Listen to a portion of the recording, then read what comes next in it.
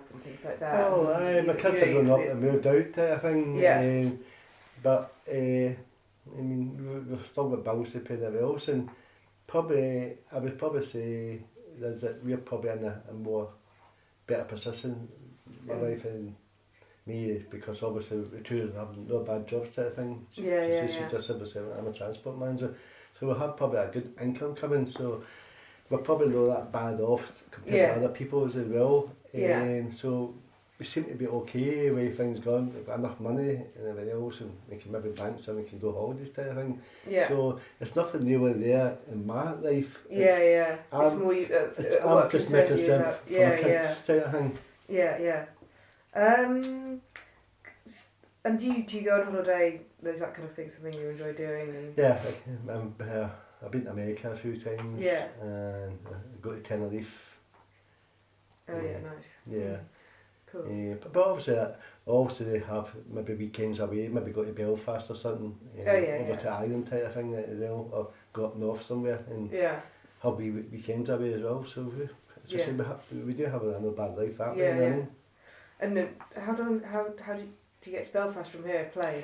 You can actually get the plane, but we actually just get the ferry. You just go down to Stranraer. Because they're actually kind of quite close cities, but far, like obviously not far, but there's a sea in between. Oh, there's a big barrier between Belfast and Dublin type of thing. It's just, and even obviously they've got different places in Ireland where you can't go and type of thing.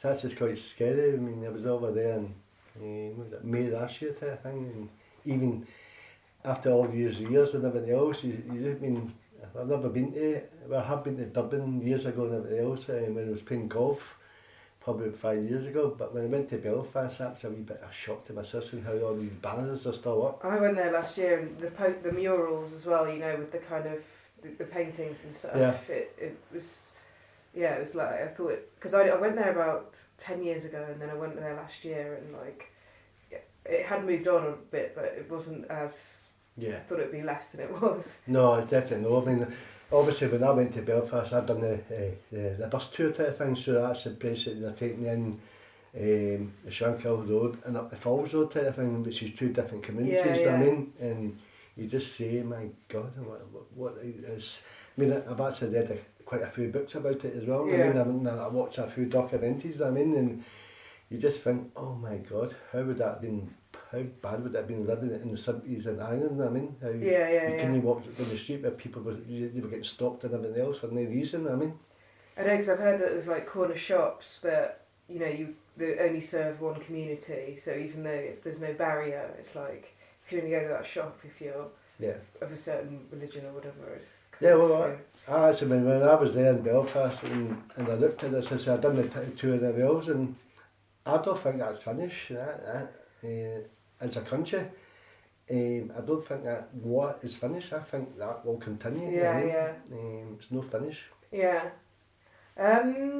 I guess maybe if we could move on to sort of health more generally now. So when I say the word health, what kind of things spring to mind? And well, people dying, obviously. And obviously all the different illnesses that they die of. I mean, obviously you've got heart attacks. And you've got diabetes. You've got lung cancer. Prostate cancer as well. And kidney failures. And what other things come to mind when you think of health? So there's people kind of who have fallen ill and that kind of stuff, and what other things? Well, as I said probably before, I feel national health is in a shocking condition. Something as simple as, I mean, my boy's been suffering for a couple of years with a kind of hip problem. And basically what he's had to do, he went to the doctors and everything else, and nothing's really happened because he'd like to fitba, but he's not managed to pay fitba because of his hip problem. And basically what he's went is actually went private, and he went to a girl that was a physiotherapist, and basically he's done a few treatments at it, and it's £40 a time. So I think a lot of people are maybe going to go private to get treating quicker than everybody else, because the National Health Services, when you're waiting for an appointment and everybody else, you can wait up to 12 months for an appointment, which is quite ridiculous. Yeah, especially, that it's important not to wait long for a lot of things. No, well, that's the problem, and I don't know whether, obviously, did you travel up from Manchester this morning, yes? Well, no, it came up yesterday. Right, okay. Yeah. But they obviously, there was on the news this morning, there's 500,000 people's records I went missing with blood tests and all that. Okay. That's just the sort of mess that's in and everything else, and that's people's blood tests and everything else, and that's a cancer test. It's what missed 500,000. I mean, that's going to take forever to redo it. Well, it is. It's quite. I just think the whole National Health Service. I mean, it's something I've always had contributed to, obviously, but the way it is just now, it's just. Yeah. I don't think they get enough support off the government, obviously. Yeah. I think the government should put more money into the National Health Service if we don't put enough money into it. And then sort of thinking about, your own health, how do you feel it is at the moment? Do you feel, Yeah, I feel okay. Yeah. Obviously, as I say, I play a bit of golf and everything else, and I do a bit of walking as well. I like walking.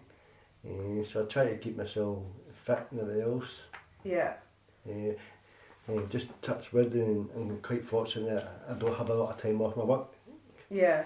As well, I've not been off my work for over 20 odd years, you know what I mean? So, yeah. The simple fact is, I was brought up old school type of thing. I mean, nice that my son, he's got a cold, he wants to take a day off his work. Yeah. You see this? And what do you mean by brought up old school, kind of? Brought up old school, I think we were brought up that we were made, we were told that you had to go out and work in your life and everything else, and there's no such a thing as taking time off. Even going away back in the days where school time, and you were still made to go to school and everything else, even when you had the colds and the flus and everything else. Yeah. So I think that's kind of bred into you, and you take that through your work life as well. Yeah. So that's basically, I mean, when people come to me and they say to me, I had the flu, and they say, well, really? You had the flu for one day? Basically, you don't really know what the flu is. The flu puts you in your back, and you'll not be lying in your bed for one day, you'll probably be lying in your bed for 3 or 4 days. Yeah. So they come back to me and say, no, you never had the flu, you probably had a cold, that's what it is. Yeah. So you do see the younger people a bit more like that? Oh, definitely. Yeah, I was just saying, my son's probably one of the worst ones. He wants to take a day off, and I'm saying, you serious? Because you're sniffing? Yeah. Get yourself hankies or whatever and get to your work, that type of thing. So that's just it. That's just the way I think we were brought up in life. You were made, you take out your work at the time in the world. Yeah. And then I've got a thing here, let me find it.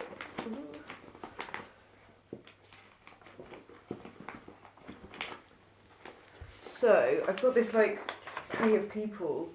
I guess if you had to pick one to describe how you feel about health, your own health, which one would you feel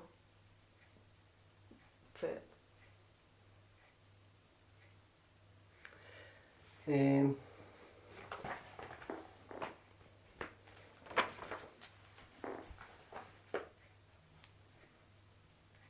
Probably this one here, because it's at the top. Yeah.